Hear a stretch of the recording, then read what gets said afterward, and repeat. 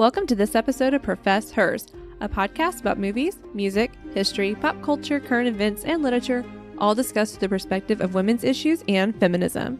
I'm Allegra, and this weekend I have unfortunately no plans except to dog sit for my sister-in-law who has exciting plans to go to Florida.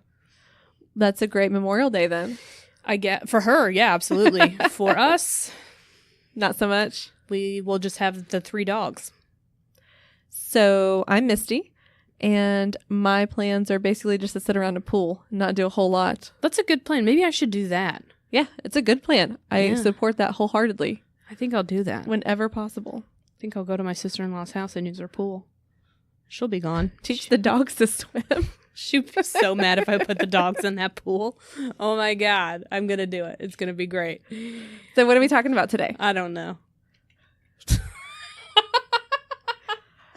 I've always wanted to say it, and I've never done it. We're talking about warrior women, female knights and female warriors. Specifically from Game of Thrones. I should play the music here. Dun, dun. No.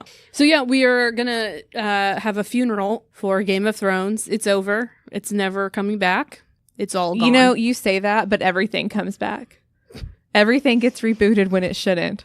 Well, there's a spinoff. No!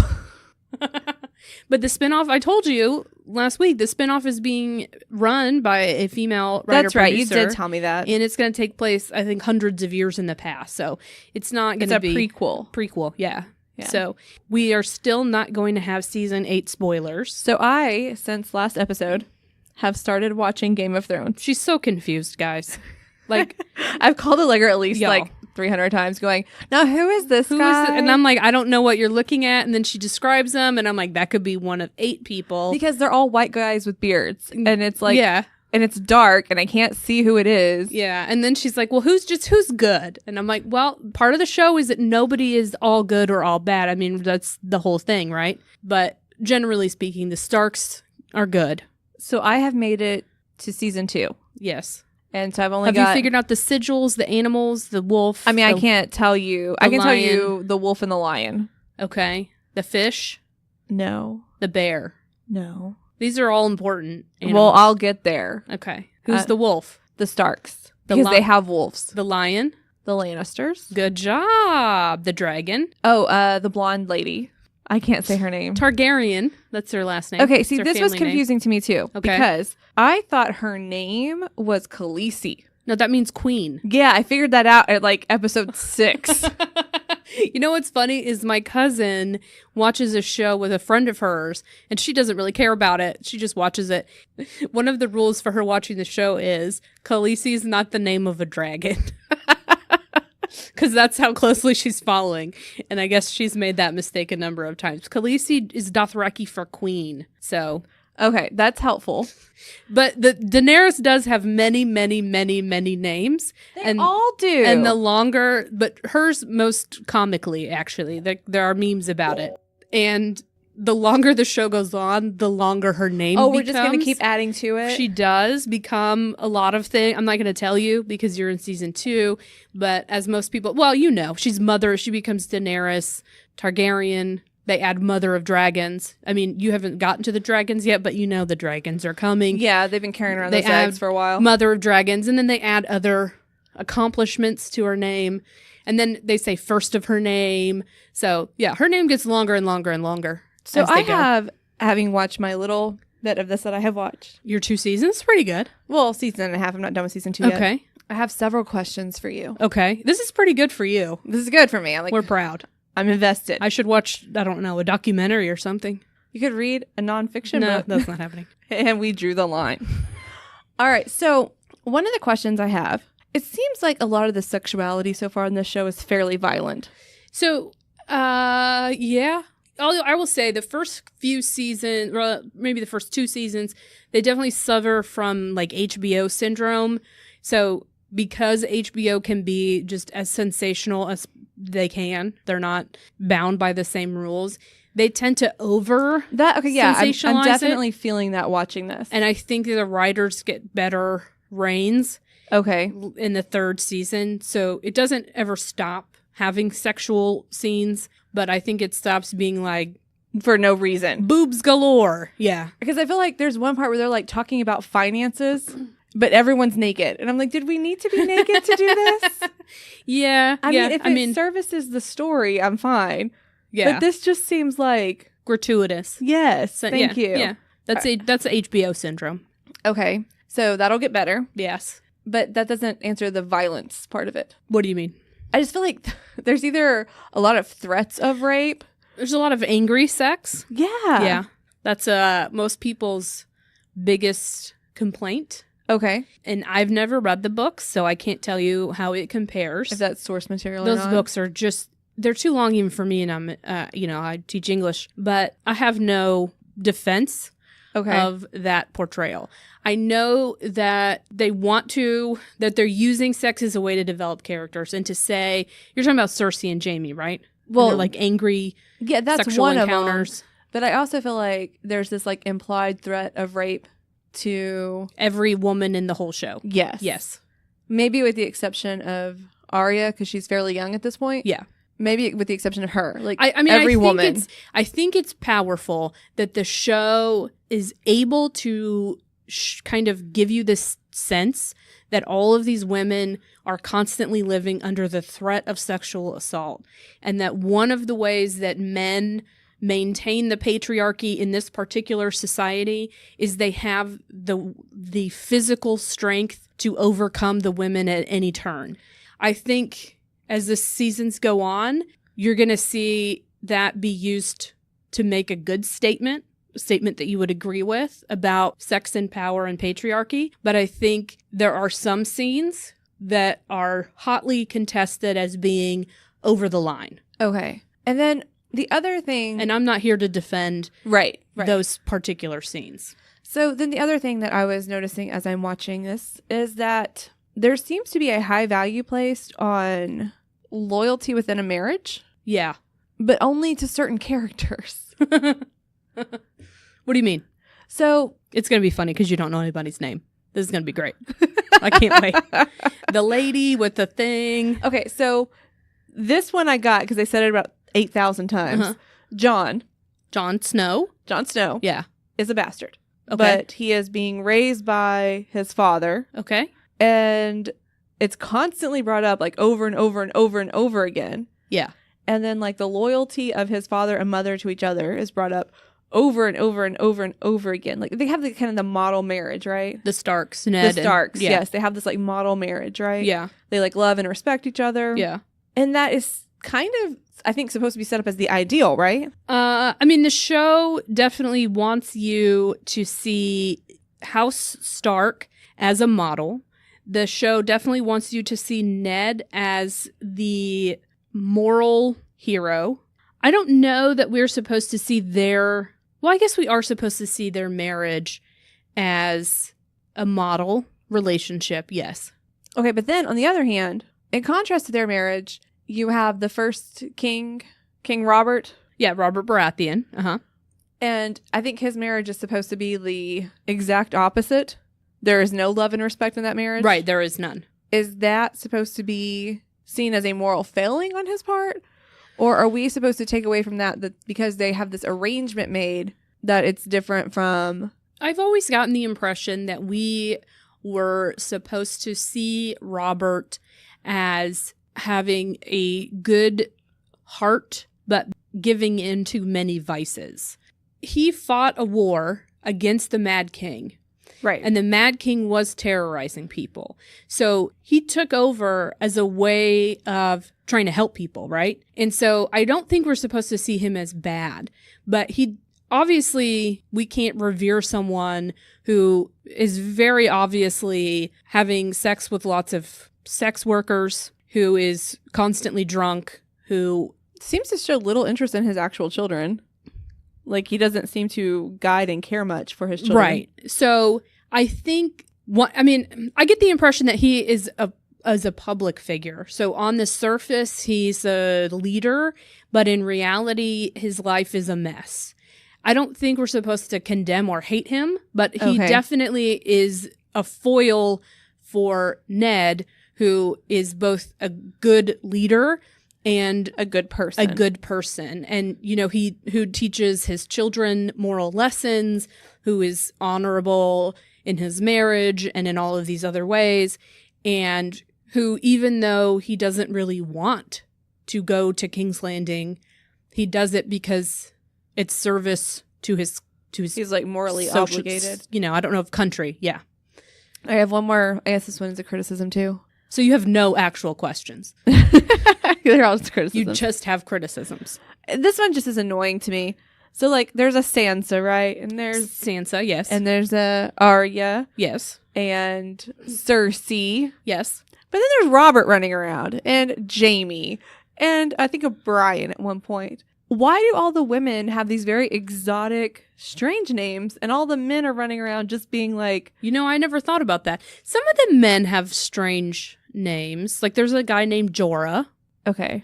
And Daenerys' brother has a strange... All the Targaryens have bizarre names. But yeah, I think there is a pattern that you've picked up on. Yeah, Jaime, Robert, Ed, Bran, which is short for Brandon, Robert, Rob. There's a lot of Johns. So yeah, I think aside from the Targaryens, men have very traditional, biblical sounding names. Yeah, and Jaime sounds very modern to my ear. Yeah. And then Arya, Sansa, Catelyn, Cersei. Yeah. Yeah.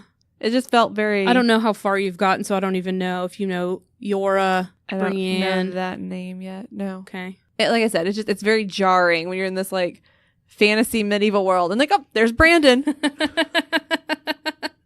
Bran. His name is Bran. Well, whatever. Jaime's walking around. Yeah, I don't think that's a hard and fast rule, but I do think there's a pattern there. There's probably a lot of characters you don't know yet, but of the principal characters, yeah, that's true. The men all have names we would recognize.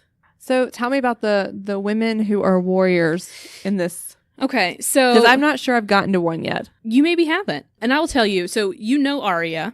Yes. You know Arya as a child. Yes. But you already have detected in Arya that she's different than her sister. Yes, and she's taking sword fighting lessons. She's finished her sword fighting lessons, I guess, at this point. Because we've killed her father. Does a person ever really finish sword fighting teacher died. So I'm going to say those lessons are done. So yeah, you can tell that Arya is is taking a different path. Yes. And that she is... Well, she says at one point, I think girls are idiots or something like that. She definitely has a stronger interest in fighting, in weapons, and strategy. She does not have an interest in dresses, in marrying kings, in being royalty, in being a lady of any kind. She does want to learn how to sword fight. You will marry a high lord and rule this castle. And your sons shall be knights and princes and lords. No. That's not me. So the best thing about Arya is that she ends up a fierce fighter who has like the mental acuity for the strategy, but also all of the physicality. She can do the sword fighting. She she wins lots of fights. The thing is, we don't meet her that way. She's a child when we meet her, and we see her grow. We see her grow into the person who she becomes. And so we get to watch her train. We get to watch her work really, really hard. We get to see her encounter and overcome a great number of obstacles. We see a lot of setbacks. We see a lot of failures. And we get to relate to her as she goes through this process. So even though I'm watching it, and I'm never a person who wants to be a fighter, I'm never a person who wants to be a warrior, but I'm a person who loves my family. I'm a person who has felt like I wanted things that were outside of the expectations for me. And so that's why I think it's interesting that the actress who plays Arya, didn't know that we would all be able to relate to her so easily from the very beginning. And I mean, boys can relate to her because they also are subject to all of these very fierce, gender role expectations that they may or may not want to fulfill. And we see her in contrast to her sister Sansa, who 100% wants to follow the path of femininity. She wants the dresses, she wants the title, she wants the husband, she wants the romance. And Arya doesn't care about any of that. And Arya has more in common with her brothers. And I think that scene in the very first episode where she picks up the bow and arrow. Right, when her brothers are practicing. Right, and she picks it up and she shoots arrows and her dad applauds. And I think he is, as a part of this patriarchal society, he is torn between wanting to support her. He sees that she works hard. He sees that she cares a lot about it, that she's good at it, that she's interested in it. But that's not a role for a girl. Right, and so he doesn't want to knock it out of her hands. But at the same time, he doesn't necessarily want to push her in that direction either. So I think it's interesting that they hint at that kind of subtly. Right. That even Ned, honorable Ned Stark, is torn in this kind of gender role expectation for his own daughter. And of course, when he dies, his son assumes the role of being the head of Winterfell, right? Robb becomes the Lord of Winterfell. Right. And at that point, you know, the minute Arya sees her dad die, she knows that she's on her own. She sees Sansa with the Lannisters. She perceives that to be that she's untrustworthy, that she can't trust her sister, and that she's on her own. And later in the show, you know, Starks and they go on their own directions and paths, and then they have other reunions. But the relationship between Arya and Jon, we always see as being very strong because they're both kind of outcasts in their family in a different way. And they both have shared interests, and he is able to encourage her in ways that her other siblings don't. Okay. I think he's the one who gives her the sword. And tells her to put the pointy end. Yeah. Stick him with the pointy end. I was going to say put the pointy end into people, but that's not what he says. And so there's a lot of payoffs for Arya. She becomes a very fierce warrior, and we get to see her do some very cool stuff.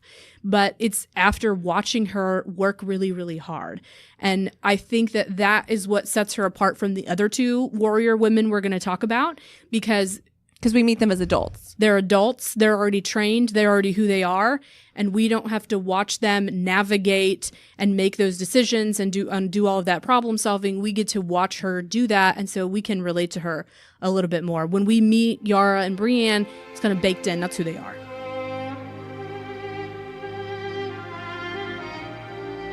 You don't know who Yara or Brienne are. I don't know who either one of these people are yet. So you're just going to have to believe everything I tell you about them. I know you really like it when that has to happen. I do.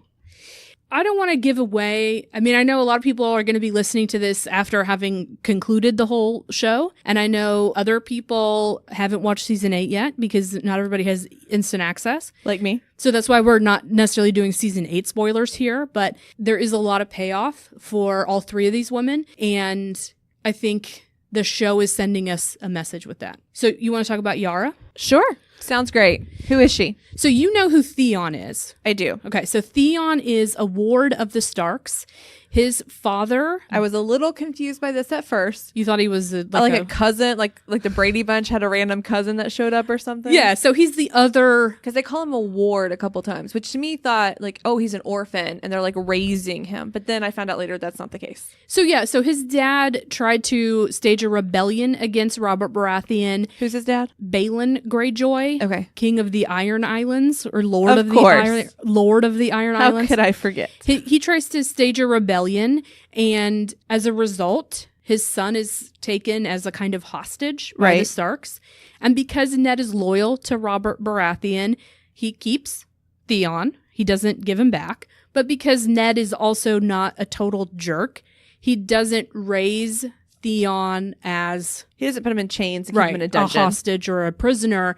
He's not necessarily treated on equal footing with the Stark children or even with Jon Snow, but he's still fed and clothed and trained and schooled and given things to do and spoken to. And so... Well, it looks like he has at least a little bit of military-ish training. He has... Yeah, he exists in a kind of gray area. And that has some psychological effects on Theon. So he has like conflicting loyalties. He is just a very weak-minded person, I think. And I think not a very nice thing to say. well, he's okay, maybe this is better. He's easy to manipulate. Okay. He's rejected by his father. I mean, even when he goes home to the Iron Islands, he is treated, I mean, I guess similar to the way a bastard would be. And his only real family is his sister Yara. And It's just kind of a devastating emotional impact. it is. And he is, because this society favors strong sons, and he is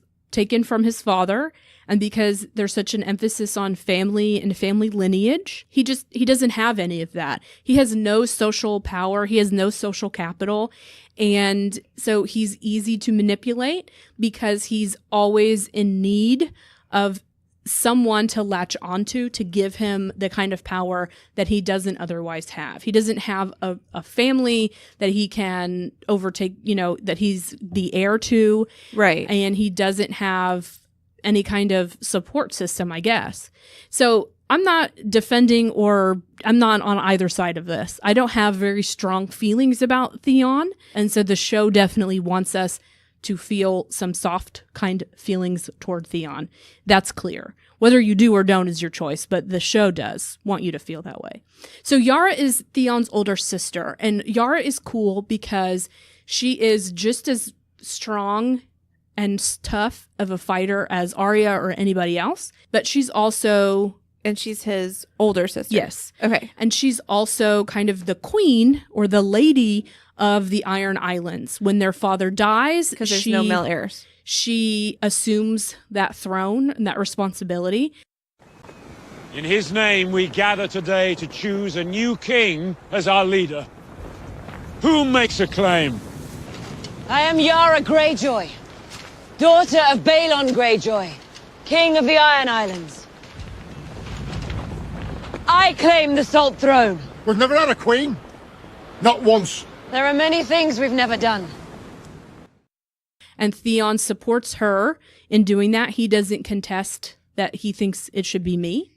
Their uncle, Euron, though, says it should be me, actually, not you. Because he's male. He's a jerk. Okay. He looks like he is in the band Creed, if you ever... Wow, that is a He just looks 90s reference right there. That's just the vibe he gives me, like Axe body spray vibes. Nice. Okay. So what's cool about Yara is that she's the monarch, she's a ruler, but she's also a fighter. And when she fights, because they're from the Iron Islands, she's doing it on a boat. So it's like a pirates, right? So they're ramming boats into each other, they're shooting cannons, they're stealing other people's boats, they're fighting on boats, they're lighting boats on fire. So she does all of that stuff. And then she's also assumes this role of queen or ruler of her people. And she cares a great deal for her family, for their people's traditions. She takes care of her brother. At one point, her uncle kidnaps her, takes her hostage. Okay. So you would say, like, she's a good ruler. Like, she's beneficial to her people. Yes. Okay. And She's not. Yes. Yeah. She's not like a greedy, maniacal. I'm gonna crush them. Right. Yeah. No, she wants to protect them and honor their traditions. And she is very faithful to that. At one point, of course, because he's Theon abandons her because he freaks out and he's like, I'm going to die. So he runs away and lets her get kidnapped. But then because he's Theon, he comes back and he saves her. That's him. So like everything he does all the time. Because he's Theon. I mean, he messes it up and then he fixes it. And he messes it up and then he fixes it. So she's a cool, different example than Arya because she's number one, because she's doing it on a boat. And because we are so easy to impress. Because she is a ruler and a fighter. And all the male rulers we get to see in battle. Okay. So it's cool to see a female. And she's not sitting at home on the throne. Like getting her hair braided. While they're out fighting. I don't think there's very much hair braiding going on in the Iron Islands to begin with. But yeah. And so I think she's very cool. And the other thing about Yara is that she has sexual relationships with both men and women. And she has no shame about it. She has no misgivings about it. And she is definitely a person who, this is about female pleasure. This is about her being herself. And you don't think this show puts a value judgment on it. No. And I think the show makes it very, very clear that in this patriarchal system, it's easier for people to accept a woman being gay, bisexual, lesbian than it is for people to accept a man. Okay, good, because I was going to ask you about this. Okay, ask me. So again, I'm like barely into season 2. Okay. And in season 1, there is a character introduced, and he has like yellowy curly hair, and he's a knight. You could be talking about a few people. I think you're talking about Loras Tyrell, the Knight of Flowers. Yes, the Knight of Flowers. Yes. So he's a dreamboat, by the way. Not to objectify anyone, but he is. Okay, so he is in a homosexual relationship. He is. He's in a very healthy. Yeah, that's what I was saying. Like, it looks consensual and loving and respectful, kind, cute, adorable relationship. Everyone makes fun of them. To much derision. Yes. And okay, so I'm wondering, from your point of view, is this a judgment the show is making? Or is this something that like early on happened in season 1 and the relationship is sort of mocked and the writers in the show have evolved to being more accepting of that kind of a relationship? So I think the writers put that relationship in the show to critique the society itself. Because so we're not supposed to side with the people who are making fun of that relationship. No. Because it is portrayed as a very healthy and loving relationship. Yes. So he's in a relationship with Renly Baratheon, the king's younger brother, who when the king dies says he has a right to the throne. Okay. And so these are prominent characters. And Loras is a very popular and well-known knight in King's Landing. So they're two very prominent. I mean, they would be, they would get followed by the paparazzi if the paparazzi existed in this society. So they do get a lot of derision. And I think the show wants us to see how toxic this culture is. That they have these very rigid expectations for everybody, especially for male characters, and that it is almost unheard of for a man to be both a knight and gay. And so it is a sign of weakness. And so, yes, he is publicly and privately derided constantly for his relationship with Renly. And I think we are supposed to be on Loras' side. I think the show...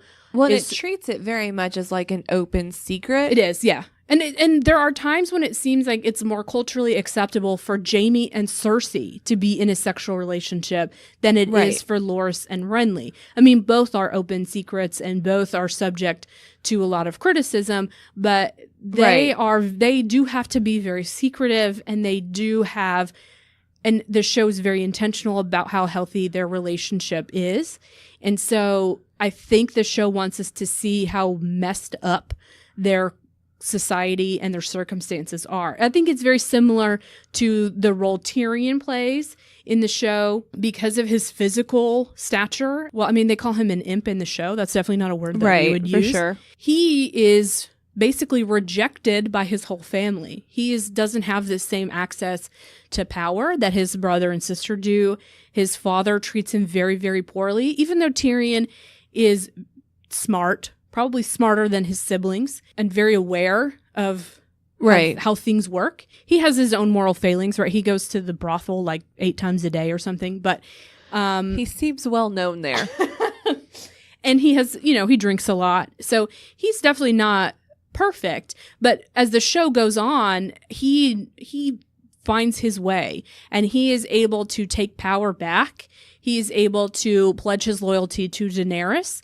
He becomes Daenerys' hand. So he gets power that he has to earn, that he has to fight for. And the show is demonstrating to us that because of his stature and his physicality, he has way more obstacles than his siblings do. He lacks a lot of the privilege that they do. The same for Loras, and the same for all of the female characters. The show is very intentionally showing us who has access to power is based on wealth and family and name, but also sex and gender and race. And those people who are your ability to manipulate others.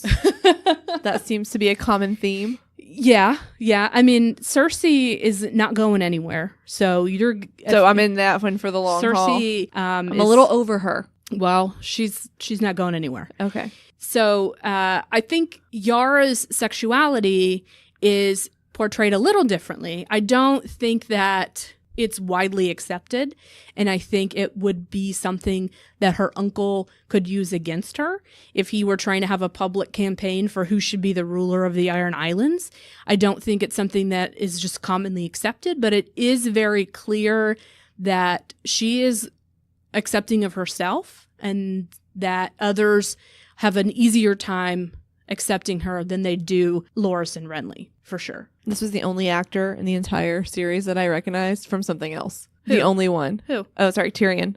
Oh, yeah. You mentioned him earlier. It's the only one I recognized. I don't know that I would recognize, I don't know that I've seen, I mean, I've been watching the show for so long now. Yeah, you probably, yeah. But I think, he's the only one. Did you recognize him from his role in The Avengers? I don't want to say where I recognize him from because you're going to make fun of me. What? Was he on C-SPAN at some point? Probably. No. Elf. Oh, yeah. Peter Dinklage is a very good, cool actor. Yeah. He has a lot of great roles. Well, in his accent, you can tell he's an American. Like, you can tell it's kind of a forced accent. Well, yeah. Never forget what you are. The rest of the world will not. Wear it like armor.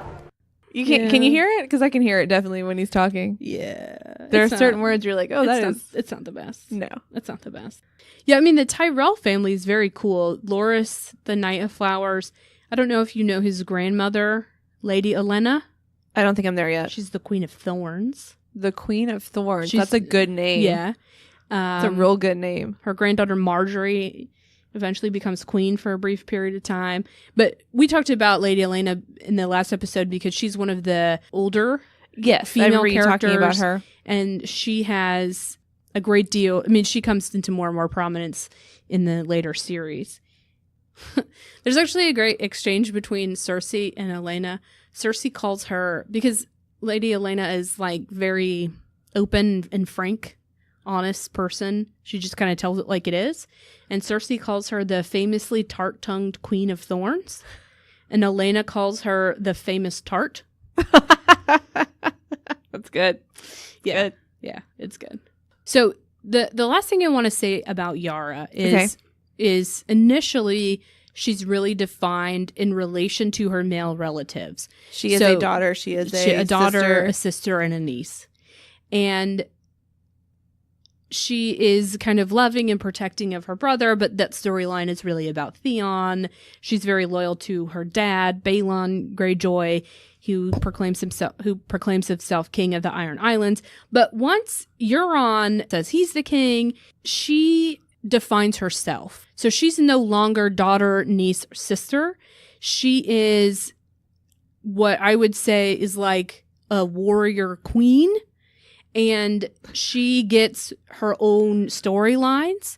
And I think that she demonstrates that she's just as good in terms of leadership, in terms of loyalty, in terms of protecting people and fighting for people and not just for her own power.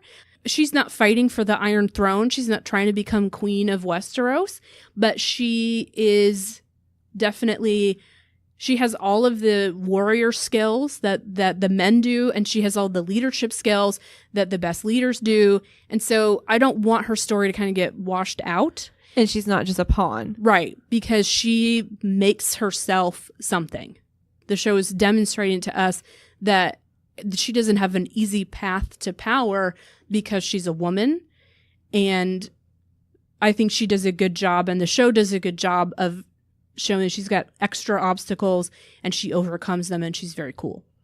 So I did save the best warrior for last. Yeah, you seem really excited about this one. So you don't know Brienne of Tarth. I do not yet, no. And I will tell you, she is tall. Like Julia Child tall? I think so. Maybe. She's so tall that when people first encounter her, they kind of just look at her like, whoa. My word. Please pardon me for interrupting. My name is Brienne of Tarth. We know who you are. We've heard all about you, but hearing is one thing. Aren't you just marvelous? Absolutely singular. I hear you knocked my grandson into the dirt like the silly little boy he is. Okay, so I just looked it up. She is portrayed by Gwendolyn Christie. Yes. And Gwendolyn Christie is 6'3". So that is tall. It's not a trick of the camera. Yeah, because that's what I was thinking. Maybe like they're shooting from an angle or something. Yeah. But no, she's tall. So she is not an official knight, but she does the work of a knight. She wears the armor. She rides the horse. She has the big sword. She's training a squire named Podrick. Okay, so I told you some men have weird names. That's a weird one. So that would mean you said she's not an official knight, but she's like basically a knight. So she has like noble blood. Like she's not a commoner. So yes, she is of a noble or well-known family. So Gwendolyn Christie, who plays Brienne of Tarth, and I'm just going to call her a knight because that's how she functions. Okay. The actress herself is very excited to play this role. She says, this is a quote from Gwendolyn Christie, "Game of Thrones is a great show for women because it shows female characters with real strength. You don't just see women who are strong and physically powerful, but you see real emotional metal. You get to see women deal with complexity in multi-dimensional ways, and you get to see real people. I think there hasn't been a flood of characters like that before. It shows a more realistic representation of women, and I think that's essential. I think it's long overdue." So I think I don't want to speak for her, but what I'm hearing here is that there's more than one kind of strong female character in Game of Thrones. Right. We don't have like a token strong lady. We have women who are mentally strong, like Catelyn Stark. We have women who are physically strong, like Arya and Brienne. We have women who are both, like Daenerys and Yara. And that there's a whole host of these strong female characters, and they all have different paths, and they all came from different places, and some of them are noble, and some of them are not, and some of them are rulers, and some of them are not. And she says real emotional metal. You get to see them deal with complexity in multidimensional ways. So again, we're talking about the development and the nuance and the reality, so that if you are a woman watching it, you can relate to them, you can be inspired by them, you can feel like they're speaking to you or for you. I think that it's a really important role for her to play, and I think she does it really, really well. It's fun because you don't know who she is. But she takes an oath and she swears loyalty to Catelyn Stark, and through the entire show, she is loyal to that oath. There are times So I just haven't got to the good person yet. There's more than one good person, but there are times when she is imprisoned, and so she can't act on her oath. And there are times when she is kind of put in positions where she's not as powerful, but she is loyal to that when she very easily could give up. So I'm going to assume that her statue and her just presence are a big part of her character. Yes. And the other characters comment on it and they like make note of it, or is it just kind of accepted? There are a lot of looks and a lot of kind of jokes that are kind-hearted, not a lot of mean-spirited jokes about it. Yellow hair, blue eyes, tallest woman you've ever seen, almost as tall as you. Brienne of Tarth. You know her? Her character background is interesting because she's the only heir to that family. She should have really married someone and carried, right, and she didn't want to do any of that. She had kind of no interest in any of that. She joined the forces of Renly Baratheon for a while, and so she functions as a knight. She swears oaths and she fights to protect people. And so after she swears the oath to Catelyn, she's loyal to that. And then when Catelyn dies, she spends the rest of her time protecting Catelyn's daughters, Arya and Sansa. Okay. Which becomes much easier for her when Arya and Sansa are in the same place. I would imagine so. Yeah. But I think that it's important to have her character on the show. Why? Well, number one, because she's like a large person. She's very tall. She's very broad-shouldered. She's very physically strong and powerful. And she is fine with taking up a certain amount of space. And she's not apologizing for it. Right. When you are watching her as a girl, as a woman, not that small girls should necessarily be watching this No, they should not. messed up show. She defies expectations of women, expectations of people from noble houses. And she does, I mean, she's kind of like what we're saying with Arya. She does what she believes in and what she cares about and what she's good at and what she enjoys. And she doesn't make apologies for it. All my life, men like you've sneered at me. And all my life, I've been knocking men like you into the dust. There are very few characters who she doesn't physically tower over. And those are characters who are brothers, the Hound and the Mountain. And she fights alongside most of the strongest men on the show. She has this experience with Jaime where they're both prisoners. And Jaime keeps her from being sexually assaulted. And so she and Jaime have this weird alliance, even though obviously the Lannisters and the Starks are at odds with each other. And if she had to, Brienne would do anything to protect Arya and Sansa. But she's just a very honorable, interesting person. And she doesn't necessarily get a lot of screen time until the last few seasons. But she trains Podrick.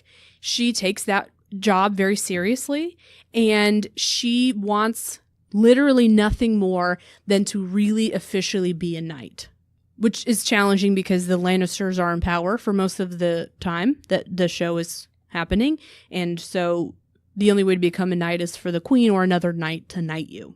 So do you think that having the representation of somebody who is physically a different kind of a woman is an important thing to have in a show?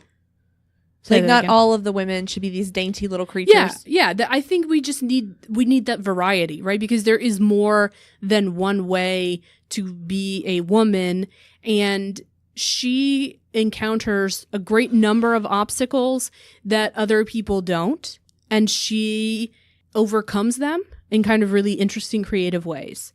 And you expect maybe, even though you see her, how physically strong she is, how good of a fighter she is, you still might expect when she's fighting for her to be more merciful or for her to not be as, I don't know, bloodthirsty, right? For her to be like a gentler, kinder fighter, right? And she's not. It's not that she doesn't have remorse or she doesn't have a moral compass, but she is fighting just as tough as everybody else is. And if that means she has to kill somebody to do the right thing, then she will.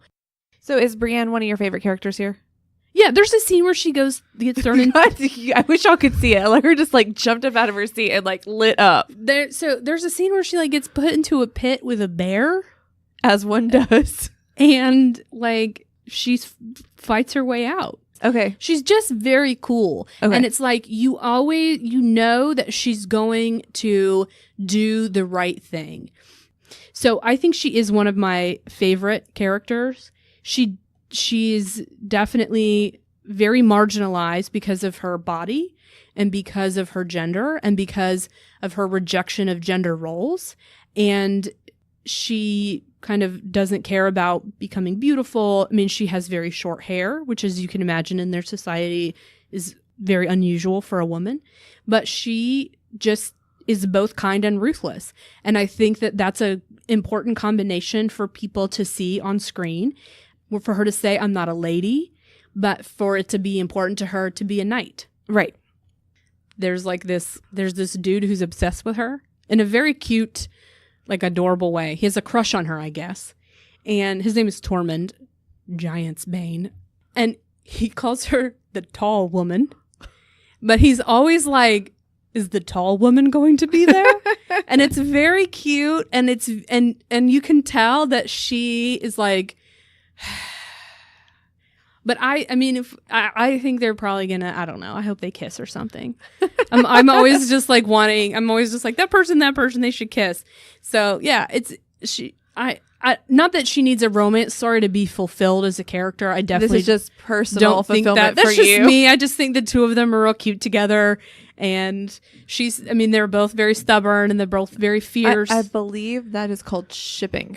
Yeah, I definitely ship them. I can't believe you know what that is, but I definitely her and Tormund, I definitely had to look them. it up.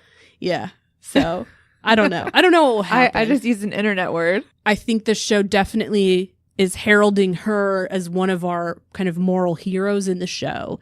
I think I think we're always supposed to love and honor Ned and keep him in our hearts. But there are a lot of female characters who, in the end, we're going to see that they are... It's hard to tell until you see the very end of something. I think there are going to end up being more women who we are meant to regard as kind of the moral heroes of this show overall. We're recording in finals week. Yeah. And this will not conclude for another 2 weeks or so. Yeah. So I'm going to ask you, okay, having been caught up, yeah, to give me your predictions. This is like sealing the envelope. And we're going to see how close you are. So if you don't want to hear how it ends or Allegra's prediction for how it ends, just skip forward a couple minutes. So for a long time, I wanted Jon and Daenerys to end up together. Okay. I shipped them, I guess. And I wanted them to rule together. But I've recently found out that she's his aunt. Oh. So that's interesting. I'm not really all about that life. And I'm open to more unconventional answers. Okay. The most conventional answer would be Daenerys or Jon, because they are the true heirs to the throne. Okay. However, they can't get married, in my personal opinion. Okay. Because it's an aunt. So and either nephew. or, not both. I think one of them would be the most traditional answers. But I also think something a little less conventional is possible. I think, Arya could end up on the throne. But you think someone will end up on the throne? I think the throne, yes, I do. And I think... So we're not going to usher in an era of representative democracy? No, we have a feudal society. Okay. If we were going to overthrow feudalism and monarchy, we couldn't wait until the last... I think we have 3 episodes left. So George Washington's not writing in at the last minute. No, we don't have time for that. So I you know what? I'm going to say it. I'm just going to say it. Okay. I think it's going to be Gendry on the throne, and I think Arya's going to be with him. I think she's going to end up the freaking queen. Even though that's not what she wanted. Or at least where I'm at, that's not well, what she wanted. She doesn't want to be the Sansa Cersei style of queen. She can be her own. She can be a Yara style queen. You know what I mean? Okay. She doesn't have to wear the dress and get her hair braided. And there hopefully won't be any more battles, but she can still wear, her battle outfits, and she can still have a sword, and she can be a different type of queen. That, I think, would be the coolest. Plus, the two of them have, the best relationship of all the relationships, except for Brienne and the wildling. So, if you're right. What do I get? What do I get if I'm right? Oh, you want a prize? Yes. I always want a prize. I'll make you a dragon. Okay, she's going to make me a dragon. If you're right. Okay. So if you're not right, you get nothing. So let's just say this before we go too far into fun times. Okay. I think these women that we talked about today, Arya, Yara, Brienne, I think that they... Can I just say I liked this conversation so much better than the queens? Well, I think what's interesting is that these seem like more developed, more, and I know everyone's tired of hearing me say this word, but more nuanced characters than the queens. The queens felt a little one note to me. Well, I think Daenerys is developed and nuanced, and I think the more you watch, the more you will understand Sansa. You may not like her. My husband still is not over her, what she's done in the past, but I'm a little over her right now. I think that these women that we talked about today, they embody this kind of very typical male hero. Right. The traits that we would associate with a typical male hero. And I think that with a few exceptions like Jon, I think they do it better than most of the men on the show. And so I think that is intentional. I think that the writers want us to see Westeros is sexist. I think that the writers want us to see and take note of these women being mocked or assaulted or insulted. That they're powerless. That they are meant to be powerless, but that they refuse to be powerless.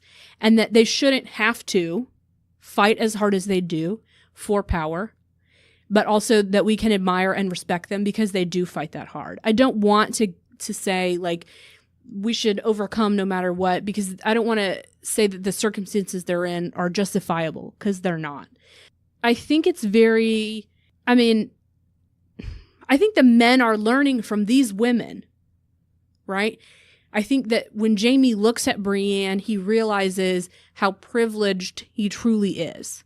I don't know that he would put it in those words. I don't know that he would admit it out loud, but they both have the same kind of goals. They're both knights. They both want to honor oaths. They both want to fight. They both want to ride horses. They both want to have swords. They both want to ride horses. These are just things they both do. They're both blonde, right? And I think when he looks at her and he sees she's kind of doing a better job, and she kind of has to go through a lot of BS that I don't. Well, it sounds from what you've said like her motivations are fairly pure. Yeah. Whereas, again, from what little I know of him so far, he does some. I mean, he killed the Mad King. I think for the right reasons, but I think he does kind of get the power corrupts him. Yes, yeah, absolutely. And he's comes from a very, very powerful, privileged family. The Lannisters are, super rich. They were super rich before they were married to the king, So I think that when he sees her, like, he sees that he's had it a little bit easier than she has. And I think that a lot of the relationships between fathers and sons in the show give us a kind of understanding of the toxic patriarchy, and that's not really what we're talking about, so I don't want to get too far into that. But characters like Tyrion and Jon's best friend Sam and Jorah, even, like, they get rejected by their fathers, and there's a lot of concern about who the heir is. Right. I think that... And, like, there can only be one. Exactly. And if you don't conform in these ways, then you are rejected, right? Sam is rejected because he's kind of bookish and he's doesn't physically match the standard of what the Tarleys are supposed to be. Tyrion, of course, because of his physical his physical features. Obviously, if you're a bastard, you can't be the heir to anything, even though that's just the result of your father's So all of those kinds of things show us and are meant to show us the kind of toxic society that all these characters are living in. But I think at the same time, the show is absolutely valuing women and showing us the different kinds of ways that you can be a woman. The humble, quiet ways, the brash, loud, violent ways, as a ruler, as a queen, as a sister, a lot of people to look at and examine, and a lot of different access points to understand that. Do you feel like this show is one of those like big cultural things? Yes. You do? I think there's no getting around it. Too many people watch it for it not to be. Like, it just they have to know that they're responsible for delivering a narrative to this many people. And even the people who don't watch it have to listen to people talk about it. I'm pretty sure that's why you watched it. But like Arya and Sansa, they're so different. But both of them are validated by themselves. They don't need external validation. They're validated by the show. And they're validated in the end by each other. And so the show is saying it's okay to be this way or that way. And they couldn't be more different. We get to see queens, but we get to see women succeed and excel in all kinds of different ways too. It's not just this one path to success, this one way of being successful. And I just think it's very important to show that there are challenges that are unique to being a woman or that are exacerbated by being a woman. And the show is very honest about that. We should admire these characters, but we should also stop to examine why they shouldn't have had to go through those things in the first place. But I think in the end, they're all going to get rewarded, except Cersei. I hope her hair catches on fire. If that happens, you get 2 dragons. 2 dragons. Okay. 2 dragons. Man, that would be amazing if her hair caught on fire. Because that's a very specific. Yeah, it's specific. Yeah. Specific. So what's next in your lady life? Nothing. Yeah, we are actually taking a week off school because we are faculty. It's out. And we enjoy time off. Well, not really. I mean, I'm still going to be doing something. Right, good, because we can't help that. But that's what it means to be a faculty member. But I won't be here. I won't be working. So we're taking 1 week off. And then we will be back for summer sessions. Yeah, because we teach in the summer anyway. Yeah, so we might as well do this. Might as well. So it's better than other committee work we could be doing. Hey, you know what? I want you to make a prediction. Based on really? your just 1.5 seasons of Game of Thrones. My very limited knowledge here. Yeah, you make a prediction. About how it's going to end? Yeah. Let's see. I hope you say the name of someone who's dead. Then I can just laugh at you. But wouldn't it be crazy if you got it right? Oh, then I need 3 dragons. 3 dragons. Okay, are the dragons still alive? I'm not. That's a very. I'm not being funny. It's a complicated answer. Oh my god. Never mind. Okay, so I am going to say that Sansa and is Theon alive? And Theon on the throne. Okay. Fascinating. Well, that will not be what happens. It is. I get 3 dragons. You'll get something, man. Because that was a guess out of nowhere. We'll see. Thank you for listening to this episode of Profess Hers, our podcast about seeing movies, culture, and history through our lady eyes. I'm Misty, and if I have to pick, I'd be in the House of Starks. It's just House Stark. What? You're lucky I didn't say Gryffindor. And I'm Allegra. I'm definitely House Mormont. We'd love to hear from you what you thought about today's episode, what you'd like us to discuss in future episodes, or how great you think we are. Which is extremely great. To connect with us, you can follow us on Twitter at ProfessHers, Professhers, or by email at professhers@gmail.com. We're also on Facebook and Instagram. Thank you to everyone who has been listening, commenting, liking, and reviewing our podcast. Please keep doing all those things, and we hope you recommend our podcast to a friend or to your queen. And remember, sticking with the pointy end.